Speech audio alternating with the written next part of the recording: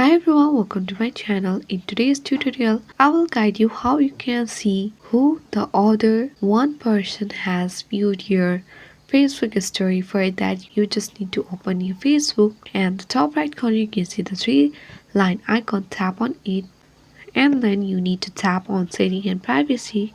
Select the setting option and then you need to scroll down and tap on stories. Here you can see the story privacy option so that here you can control who can see your story.